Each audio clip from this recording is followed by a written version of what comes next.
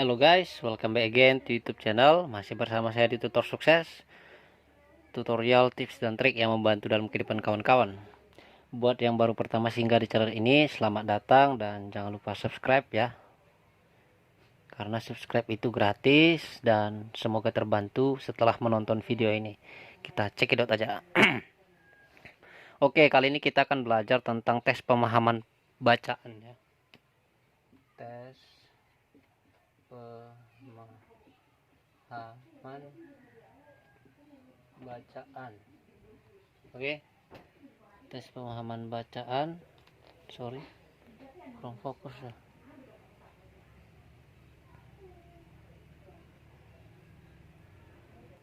Oke, ini udah fokus ya. Oke. Sebenarnya tes pemahaman bacaan ini sebenarnya bertujuan untuk meningkatkan kemampuan kita dalam memahami suatu teks atau bacaan sehingga kita mampu menganalisa ya. Menganalisa bacaan. Oke.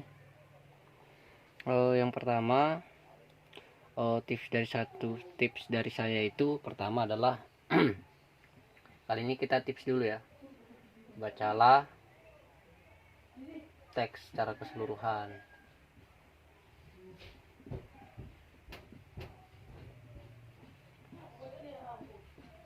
Oke. Yang kedua, carilah kalimat utama ya.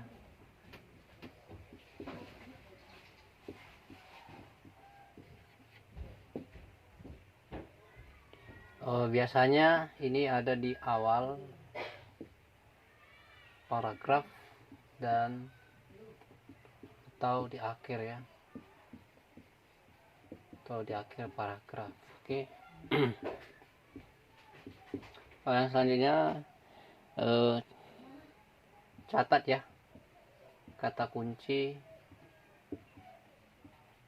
atau pokok-pokok bacaan lah, pokok-pokok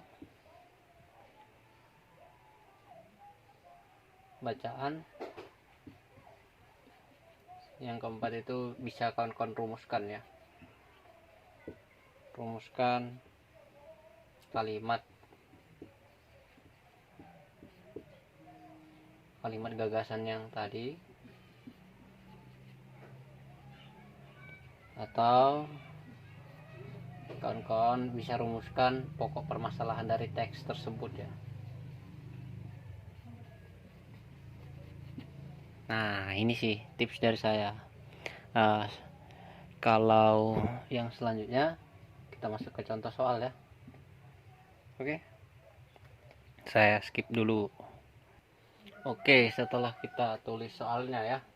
Soal pertama di sini memang kalau dia pemahaman bacaan itu biasanya teksnya itu panjang-panjang ya. Jadi kawan-kawan harus biasakan membaca itu teknik skimming ya, membaca sekilas, dan yang saya bilang tadi intinya kawan-kawan tahu yang mana dia gagasan utama atau gagasan pokok, yang kedua inti dari permasalahannya ya, inti dari pokok bacaan.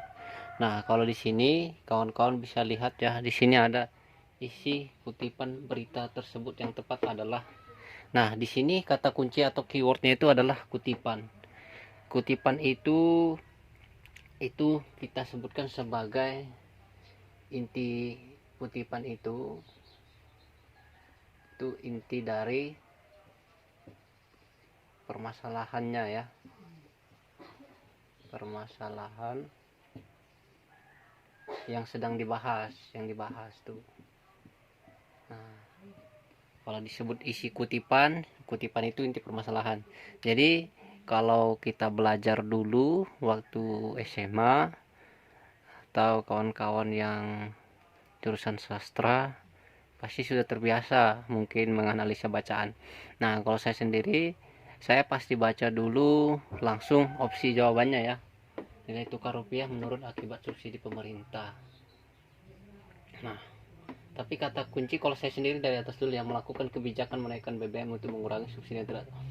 Berarti di sini kata kuncinya adalah kebijakan menaikkan BBM untuk di sini untuk menaikkan ya. Nah, menaikkan harga BBM. Nah, di sini ada juga rakyat miskin ya. Nah, tuh kalau saya sini itu melakukan kebijakan menaikkan BBM. Nah, untuk mengurangi subsidi yang terlalu banyak, dan untuk selanjutnya pemerintah memberikan kompensasi subsidinya kepada rakyat miskin ya. Yang B, rencana penurunan BBM dilakukan pihak pemerintah.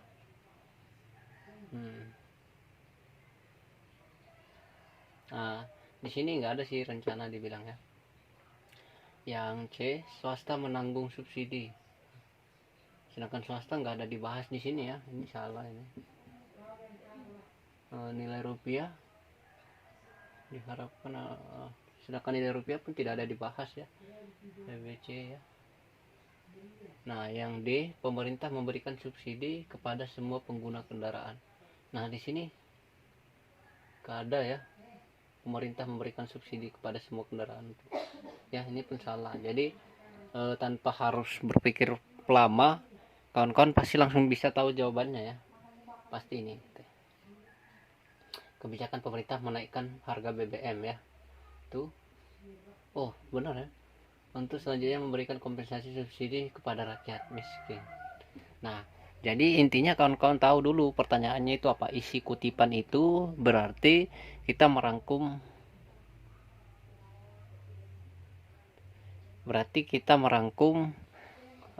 kalimat ini ya, kalimat berita ini ya. Nah, jadi setelah tahu kawan-kawan option-optionnya, seleksi satu persatu. Tapi ini kan saya jelasinnya agak lama, tapi kalau udah terbiasa nanti kawan-kawan skimming terus tahu yang mana gagasan utamanya, inti permasalahannya, pasti kawan-kawan cepat mengerjakan soal-soal selanjutnya ya. Mungkin gitu aja ya saran saya sudah kasih tahu tips dan triknya tadi di awal video. Praktekkan. Kalau saya bilang sih nggak ada orang pintar kalau hanya sekali saja belajarnya. Lebih baik kita jadi orang bijak yang menggunakan setiap waktu itu untuk selalu latihan, karena latihan itu membuat kawan-kawan semakin terbiasa mengerjakan sesuatu lebih cepat, lebih lancar, efisien, dan tepat sasaran. Oke, semoga video ini membantu. Kalau ada yang kurang jelas silahkan buat di kolom komentar, dan semoga kawan-kawan sukses. Salam sukses, sehat luar biasa, dan bye bye.